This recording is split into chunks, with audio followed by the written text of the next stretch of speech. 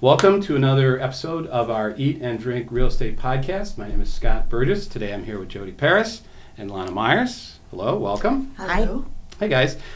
So first of all, kind of tell me, start off, Jodi, how'd you get into this market, kind of how long you've been doing this, that kind of thing. I've been in real estate since the 90s. I was in mortgage, Lana and I went to high school together, actually. Okay. And my ex-husband and I owned a mortgage company, and Lana was in wholesale lending. So we've been working together since the 90s. Oh, wow. Yeah, and then I was in mortgage underwriting. That was in the 2000s, and then the mortgage industry imploded, which I thought was a great time to get my license, right when all that happened.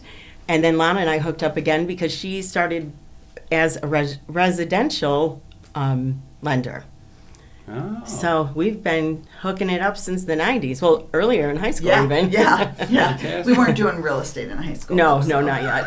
We had no Not that idea experience. what was to come. Nope. And I've been on a big team in the western suburbs since 2008. Yeah, and I know you and I have worked together off and on over Yes. the years. We Lana, have. have you always been with the same lender, or have you been? No, so when I was like 21 years old, and I got a job at a mortgage company as a receptionist.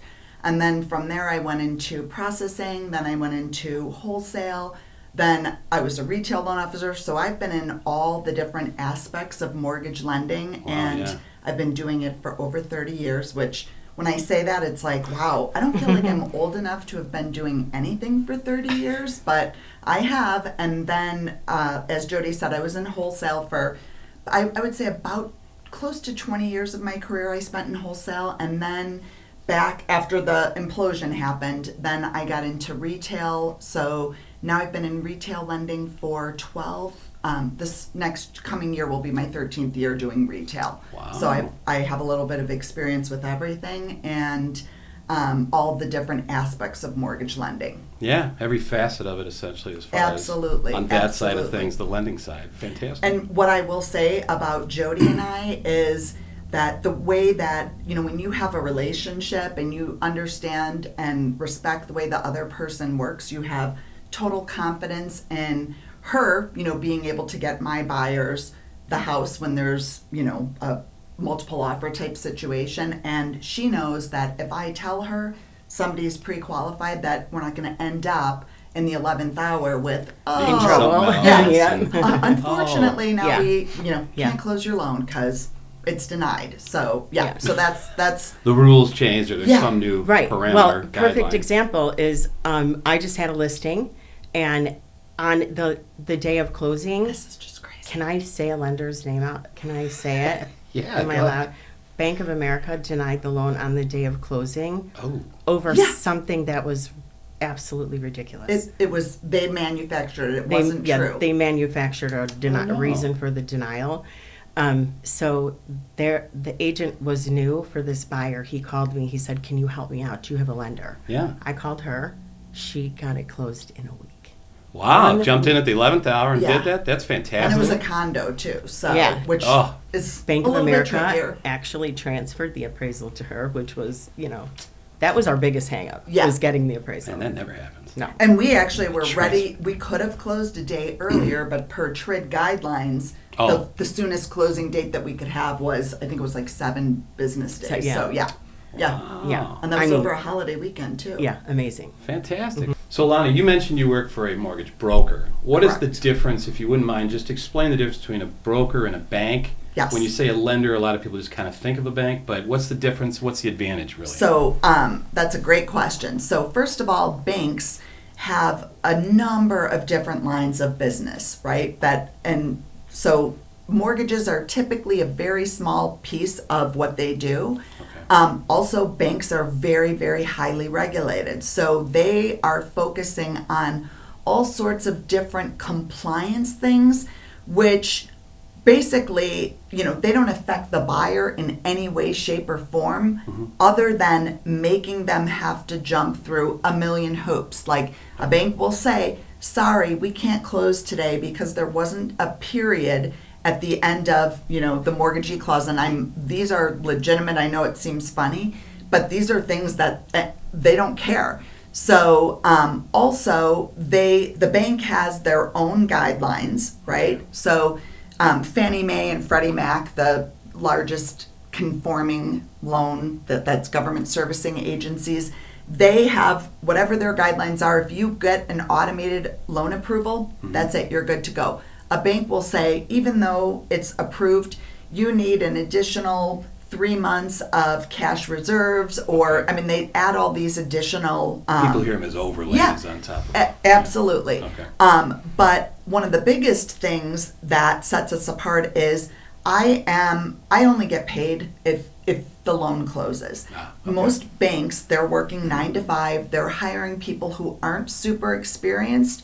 They have a base salary, so they don't work weekends. So that is a big thing. And then the other benefit is I don't have to charge any fees. Like most banks and lenders, they have fees that they charge, and they only deliver, they deliver direct to Fannie Mae and Freddie Mac, whereas I have tons of different, we're signed up with like probably 60 different mortgage lenders that we, Oh, wow. yeah, so we just have a lot more ability we have different banks that we can use for different things. So that is the biggest thing, I think, is experience, less regulation.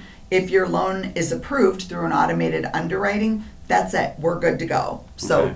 those would be the things. Is it fair to say that a bank has what they offer, and we'll say one offering, whereas Correct. what you have is maybe multiple, 60 possibly? Exactly. Okay. Exactly. And we can do things much quicker. Banks do not. I mean, The 7-day close that Close. we had would have taken 45. Wow. yeah, and a At a bank, bank. it doesn't matter. Like, you can't get a rush, you can't get an exception. Yeah, yeah. All of those things. Again, mortgages are just a very small part of that bank's, revenue, right? And yeah, Talk to us now about what do you see going on currently? Everybody always asks, Currently. like, Right. what's it like? Right. What is going on from your standpoint? So it's still a seller's market. Okay. We are seeing market times rise a little bit.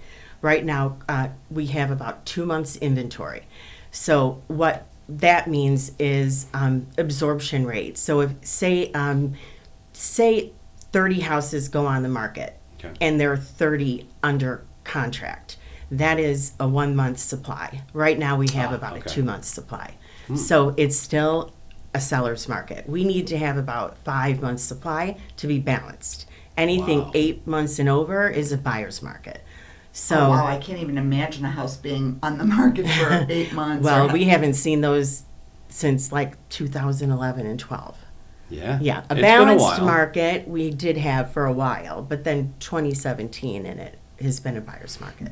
What do you since then. see as kind of contributing to that uptick of that inventory? Is there kind of certain things that you see out there? or- Well, so rates are playing a big Yeah. part in it. Certain markets aren't seeing it as much. The higher, the higher price tags aren't really seeing as much of that. Okay. First time home buyer market up to about 500 because it is changing what people can qualify for. And condition. People don't want to do work, especially if you're getting up to that higher, mortgage payment. Okay. And there's buyer fatigue. I mean, some Okay. of these buyers have written so many offers, and they're just Yeah. re-signing a lease, and they're like, forget it. We're going Now, to do they tell you that up? I mean, when you try to approach these people and they've been shot down the 20th time, is it just all right? Well, Jodi, that doesn't I happen give. to my buyers, but I have heard that on the street. Is that something you see a lot, where people just kind of yeah, I mean, not give up, but I mean, kind of that approach? and I had never heard that term before. I like that, buyer fatigue, because that gives you a very good mental idea, and that is exactly what's happening. Some people, depending on what their situation is, they will power through and just keep going offer after Yeah. offer. But I have had people who are just like, you know what, I'm out. I'm re-signing my lease, and it's Yeah. just too much. So, and I would say that if you're working with, this is experience means everything. So if you have a very experienced agent that you're using, their ability to win out in multiple offers is better than if you're working with, an inexperienced agent. So Sure. I try, if I have somebody who I see is in that situation where they're offering multiple times, I always try and steer them to Jodi, because it's like, are you losing out because your agent isn't, doesn't know the numbers that, you know what I mean? So I try to do that. So would it be fair to say, do you guys feel that buyers maybe should wait, or should they just, is that kind of bad advice? Well, it depends too, right? So if you're a buyer who, so there's some tricks to winning offers, right? Okay. But if you're a buyer who's very slim, like cash on hand, and you can't do some of those things, which we'll get into, you might want to wait until this market that's coming up, right? November, when houses kind of sit for a little while, where you might have a little more, there might be some negotiating with the seller, because now is the time in the market where we will see houses sitting for a little bit longer, without 20 offers in one weekend. Sure. And you have to be prepared to do a little bit of work. Okay. So that also comes with your agent saying, you're not going to get everything. If you are a first-time home buyer and you are slim, and don't have, the tricks of the trade to make this big, great offer and compete with other buyers, you have to be realistic. Okay. And now might be the time to get in the market instead of February and March, when everybody gets into the market. So you mentioned it a couple times. What are some ways to, quote unquote, win your offer? So to win your offer, what do we need to do? So when you're up against, say even just one other buyer, there are things that we as agents do. First of all, experience too. So I know a lot of agents. The first thing I like to do is to call the listing agent. If I'm going to be writing an offer, right away, set up a relationship with the listing agent. Okay. Call them. How many offers do you have? When do the sellers want to close? That is the most important thing. Don't just write any date in there. Find out when they want to close. Okay. Sometimes Seems common sense. Yeah. But yeah. Sometimes they might want a lease back because they have to find somewhere. Or, work with the sellers on making that as easy for them, right? That's the first thing. The second thing is, and I always love to use price escalation riders. Okay. So I will write the offer for the list price. Say that's $300,000, right? We put that in there with my little asterisk of C price escalation rider. So a price escalation rider is, it's basically says that the buyer will pay X amount over the highest offer, but won't go over a certain number. Say this is a $300,000 home, and you're willing to pay $350,000 for it, right? And you'll say, I will pay, $5,000 over the highest offer, but I won't go past $350,000. Okay. So if the highest offer is $320,000, then you're only paying $325,000 instead of going full gusto at the $350,000 and overpaying $25,000. So you're clearly delimiting, here's my parameters from the get-go, so at least the listing agent has an idea of where this can go. Right. Is that exactly okay. Right? So so that's the one thing you can do, and then it also gives your buyer a little sense, a little peace of mind that they're not overpaying. Sure. Right? Because how do you know if you go in at $350,000, they could have got the house for $325,000, right? Yeah. So it does give, even if it's a few $1,000s they didn't have to pay, as is, for sure. It doesn't mean waiving an inspection. It means just taking the house as is. Now, if there is any major health, safety, structure that comes up on inspection, we can still go back. It doesn't mean the sellers are going to say yes, but you can walk away, and now the sellers will have to disclose all of those things to the next buyers. Okay. So it kind of behooves the sellers to work with you to fix those things or to give you a credit to fix them. Okay. And then the third thing is the appraisal gap addendum. So when you're going over and above the list price, you do worry about appraisal. Yeah, will it appraise out? Will it appraise out? So if you do have extra cash on hand and you love this house, you can write an appraisal gap addendum, which means you'll pay X amount over the appraised value if it doesn't catch up to what you agreed to buy the house for. Okay. So same scenario. Say we get this house for $325. It appraises for $310. But on your appraisal gap addendum, you agreed to pay $10,000 over the appraised value if it doesn't reach the purchased agreement. Okay. So you have to come out of pocket with that money. You Okay. cannot finance it. So these are all things we have to talk to our buyers about. Make sure they have the money to Yeah. agree to that. So it is definitely a puzzle that you put together. And it sounds like you're talking to the lender Oh, for ahead sure. of time, like, hey, All of- here's what we're going all- to do. Is mhm. there anything they got to look for coming from the? I mean, you're the one with the bag of money. Yeah, so what I like to do is as soon as my agent sends over the offer, I call the listing agent and I kind of go over, because as Jodi brought up earlier, there are situations where the listing agent already had an offer the day of closing, thought everything was going to go great, and then the deal didn't, come to fruition. So what I like to do is I like to call them up, call up the listing agent, say, hey, I've been in this business 32 years, right? I worked for a mortgage broker, not a bank.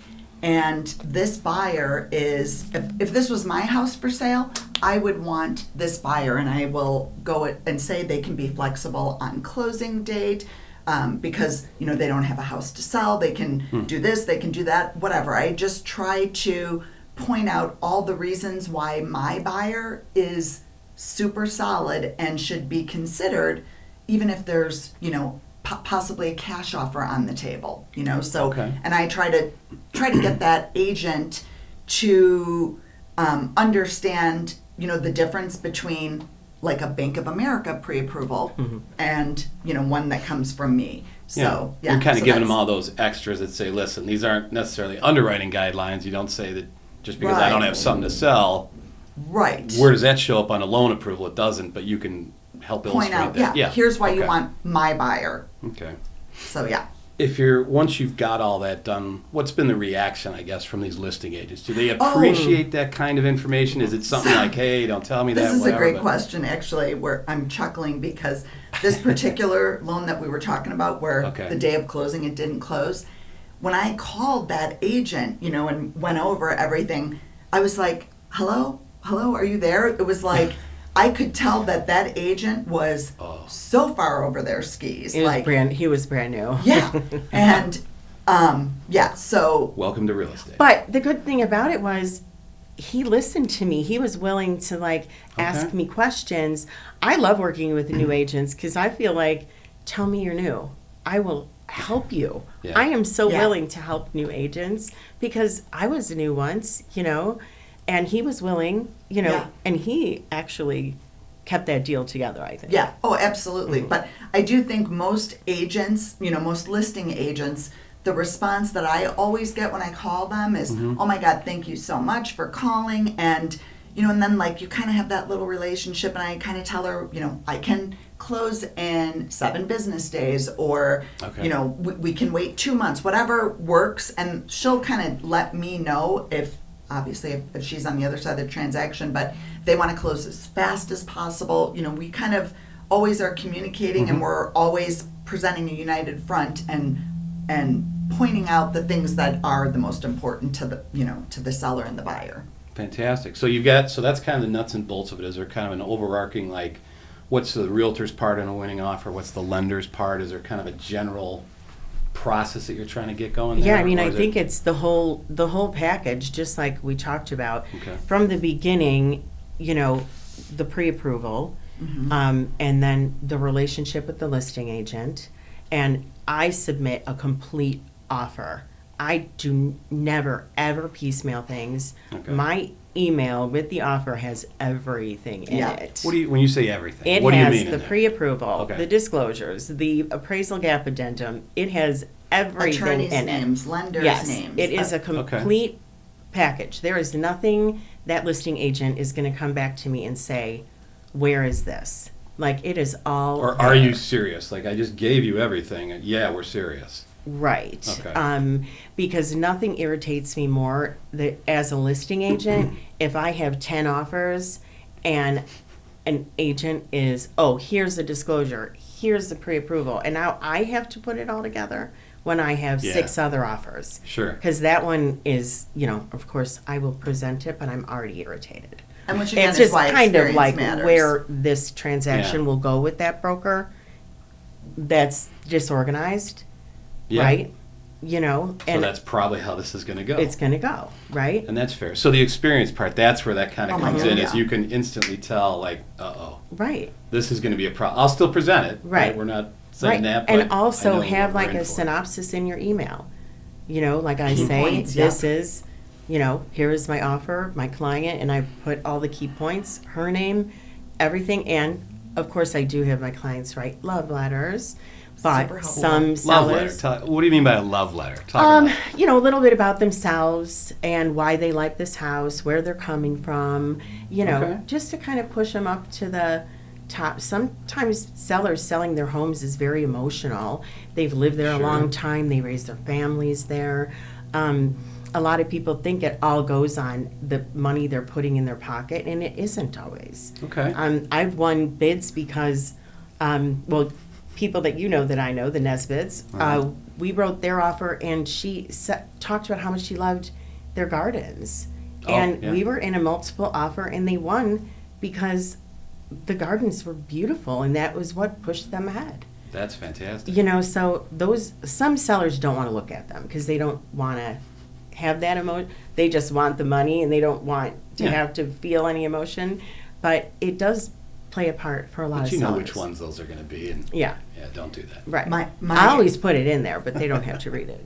My husband, my now husband, he was selling his house. It's about almost 3 years ago, and the people who were buying put in a very heartfelt letter, and of course I'm like, honey. He's like, no, this is. He's a very sentimental guy, and they talked about, and that was the house that he had. He raised all his kids, so Yeah. he had an attachment to that, and I will say that he was like, nope, I'm taking it off. We're going with this offer, and so it definitely, if it's going to work, you want to have it just in case, right? Yeah, Okay. just in Because- case, because yeah. you never know. Yeah, and if you say the right thing and point out different things that tug on the seller's heartstring, Yeah, I mean, 'Cause that's Eric something and that, Rachel. yeah, That 100%. I forgot we about had that. Yeah. clients. They have a son who's special needs, and Oh that my God, they're so that wonderful. house was on the market for $250,000. Do you know how many offers they had? Oh. All we could have afford, like the pre-approval was $250, nothing else, and they took our offer Yeah. over Wow. all these offers they had because of the letter they Connection. wrote. Yeah. I'm sure they appreciated the hard work. And Yeah, and just the those owners little were tweaks there. that you put Right, and in. they and- want showing. they Yeah. want the house. Most people are very emotional about their homes, right? They have memories, they have all of that. So Yeah. when they see somebody who they feel that connection to, Yeah, and Like, the they sellers wanna were do the there right when we thing. came. Oh. They were leaving when we came for the showing, and and they had they were in school together, right? Like no, somebody no, in the neighborhood. the neighborhood, one of yeah. the neighbor, yeah, and the owners had lived there for 40 years and raised their kids there, Oh, and wow.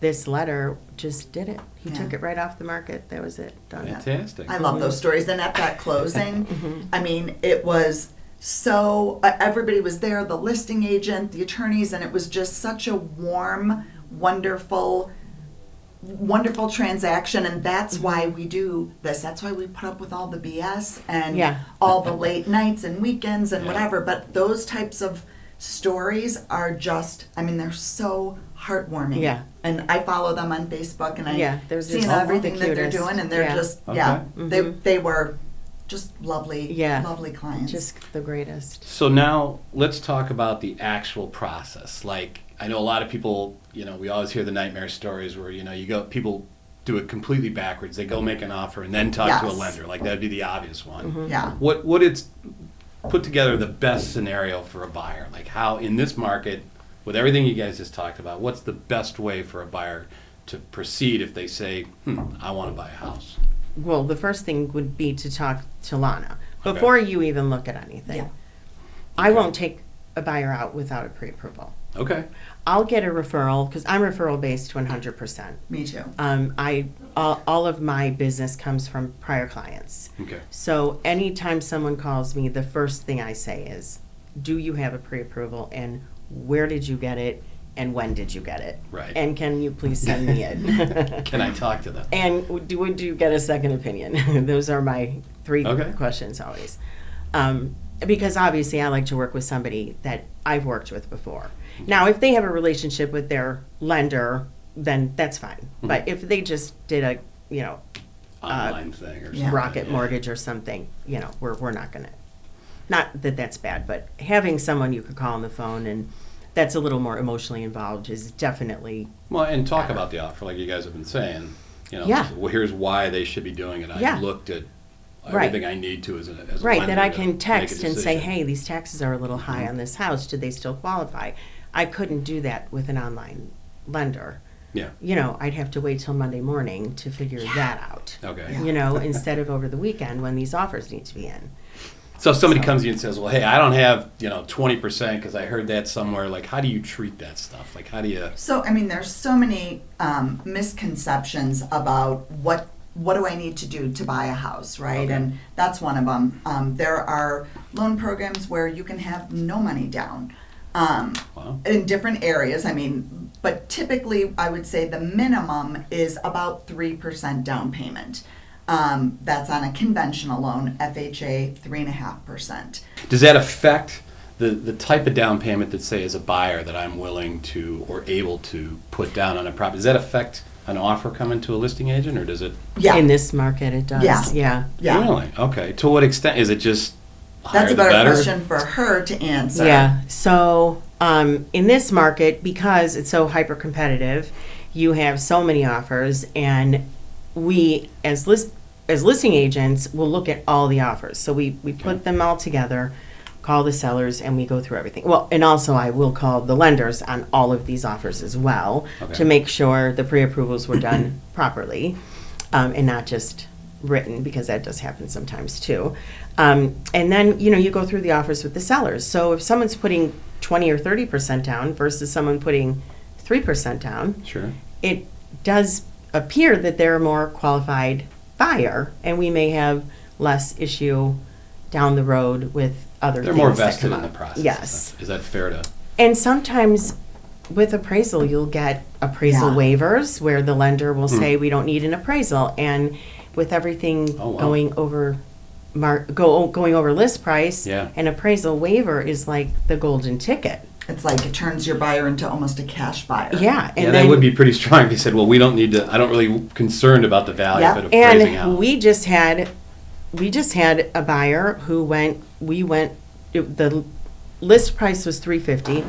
We went to $380, and she got an appraisal waiver. Oh, wow. And I let the listing agent know that we had the waiver when I made the offer, and we won the multiple offer, and we had an appraisal waiver because my buyer was putting 40% down. Holy Now, cow. if he was putting 5% down, we would not have gotten Yeah, a you waiver. wouldn't have got that Yeah. exception. Okay. So in this market, it does make a difference.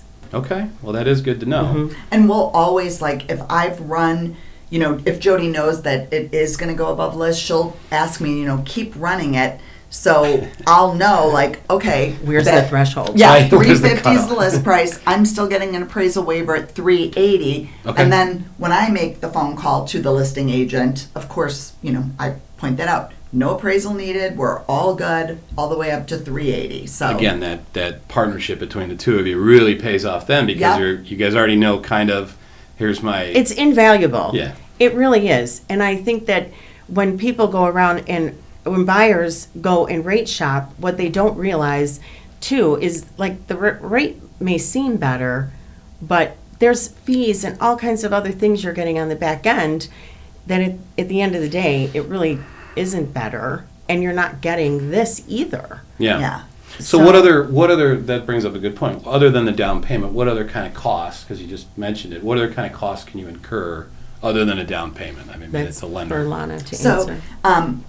every agent out there is going to recommend that you get a home inspection. Okay. What do those run, like 500 or so? Yeah, somewhere between like 4 and 7, depending the size of the house and if you're doing Radon, or like sewer line inspections. So you have that. You have the appraisal cost if an appraisal needs to be done. Appraisals are, I would say, right around $500 is the average in this area. And then you have title fees, which are, I mean, it just depends. But I would say on average, probably about like between $3,000 and $4,000. Okay. And that's I think including that's stamps and everything Yeah, else for the exactly. transit, if it's required for the And municipality. exactly. And then Illinois is an attorney state, so you have to have an attorney, which is about another $500. So, so that's about what the cost is. If you're purchasing a property that is a condo,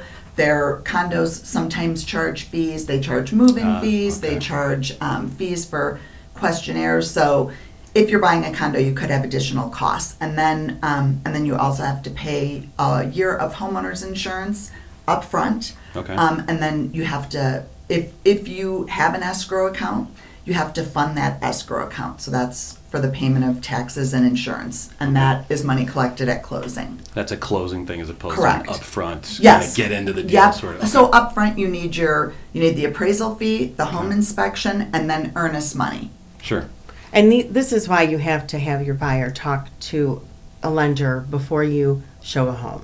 Okay. Because they may say, I have saved up my down payment. It's like your down payment isn't enough. Right. Because you have these other fees. Yeah. Like, great, you saved your 3.5%, but that's not getting you. It's not going to get us. No, it's not getting us anywhere. Okay. So that's why it's so important to have your buyer speak to a lender before you even take a step into, looking at houses. And because it's so competitive, if, Jodi takes somebody out and they want to write an offer that day, then I still have to go through the whole vetting process. They have to call me, I have to pull their credit, I have to review all of their documents. So by the time all of that is done and we're sending our offer over, the property might already be off the market. And it's just, it does nobody any good to be out there driving people around looking at houses that they're never going to be able to buy. It's not like it was either where, when properties were sitting on the market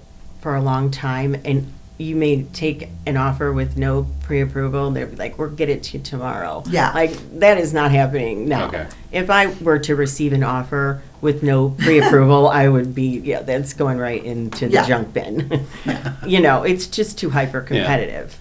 Is the type of loan, I know you mentioned all these fees up front or costs that, you have to be prepared for. Does that matter on the type of loan? So whether you're doing FHA or VA, is it all kind of the same as far as what you should be prepared for? I would say for the most part, yeah. On an FHA loan, the biggest difference is, well, this isn't the biggest difference, but one of the differences is on an FHA loan, you have to pay a 1.75%. It's called a funding fee. So I'm going to do easy numbers. So if your loan is $100,000, you're going to have to pay, $1,500, and they add that to your loan, so it's financed in. So it's not really going to change, what you need to bring at closing. Conventional, you can put down as little as 3, FHA 3.5%. So down payment is pretty similar. But yeah, In VA, you can finance 100%. Yep. And there's a VA funding fee. Correct. And that varies based off of whether the vet has its first time use. Depending on how much money they put down, like if they have a larger down payment, the funding fee is less. So there's a couple different things. But again, that is also financed in. So it's not like they have to come up with extra money up front. Fantastic. So with all this in mind, is there any kind of one thing that really sticks out to either of you that just, this is what I kind of always look for, or here's what you should always do? Is there anything like that sticks out? Is it really just experience is the biggest thing? I know buyer fatigue was a good phrase up front when we started, but is there anything that really kind of sticks out to you other than the experience stuff, or is that really really, in this market, experience is the most important to get buyers in a home. The buyer fatigue is a real thing. I haven't, knock on wood, had any buyers that have said we're going to take a done. pass and sit out the market out. Yeah. Just because I give people realistic, I'm not going to tell you something that's not true, right? Sure. So if you are an FHA buyer, I will say, okay, we're up against this. I'm not saying it can't Okay. happen, Yeah. but It may be more difficult than yeah, if we I'm going presented to give it this you way. the Okay. realistic, view of what you're up against. And Wow. eventually, all of my buyers get into homes. That's But fantastic. instead of it happening in 2 months, it might take 6. Or, don't renew your lease. Can you move in with your parents? Right. No, really. Because if you can move or buy something in November, December, January, when most people aren't wanting to move when it's snowy or Yeah. minus 20 degrees, And they've got all their Christmas decorations. Yeah. All those When things. people are dropping the prices of their Yeah. houses because they're Mm-hmm. just sitting around, that might be the time, and when our lease is being renewed, not in November, December, and January, Yeah. right? So if you can move in with your family for 6 months or ask your landlord to go month to month, Okay. That's a good idea. just because you're hitting the market at a weird time, Yeah. but you just have to be realistic with your buyers. But again, that comes down to more your experience, being able Experience. to propose that to a potential Right. buyer like myself or Right. somebody to say, hey, Scott, think about doing it this Right. way for a couple months and Right. just ask. If the landlord And says yes, buyers too. When they say, "Well, we're not going to offer over list price on this," and I have to say, "Okay, I'm going to write the offer, but most likely Yeah. we're out of the running before we even start." Yeah. But But It that's sounds horrible, but yeah, I mean, it's the But reality I of the have situation. I Managing have to say it. expectations. You have to say it, and we can do everything I've said, but we're going in at list price, and it's not going to happen. Yeah. So it's really the whole deal. Yeah, and people say, "But I'm cash." I'll say, "Well, so are 5 other offers going to be." Yeah. There's so Yeah. much cash in this market right now, Okay. which is crazy. I mean, I have not seen cash in a market like the last 3 years. Wow. Well, that's upsetting. Coming from the lender standpoint. But it, Great for them, but But it does sound like, if you're doing, it's weird to say that in some other types of markets over the last several years, maybe doing 7 out of the 10 things up front was good enough because things were sitting for longer. Now it's like 9 out of 10 ain't going to cut it. Right. We got to do everything, and that's where that experience Right, is. and there's even, back in 2020 and 2021, there were even crazier things that people were doing. Thank God that has simmered down. Yeah. I mean, Yeah. paying back tax, I mean, it was just, things were just getting nutty. Out of hand. Yeah. So, all that good stuff, where is the best place that they can find both of you? Joey's, what's the best way to get a hold of you if I'm thinking of buying or selling? You can look me up on Facebook, Okay. or I'm with Berkshire Hathaway Right here in Glen Ellen? right here in Glen Ellen. Fantastic. And my website is jodiparis.com. All right. Lana? So I'm with Great Mortgage, which is in Naperville, and I'm going to just put my cell phone out there, 630-730-6452, or you can email me at Lana@Great Mortgage. Fantastic. Well, I appreciate you both coming on. There's some great information today. Thanks, Scott. Yeah, Thank thank you. you for having us. All right.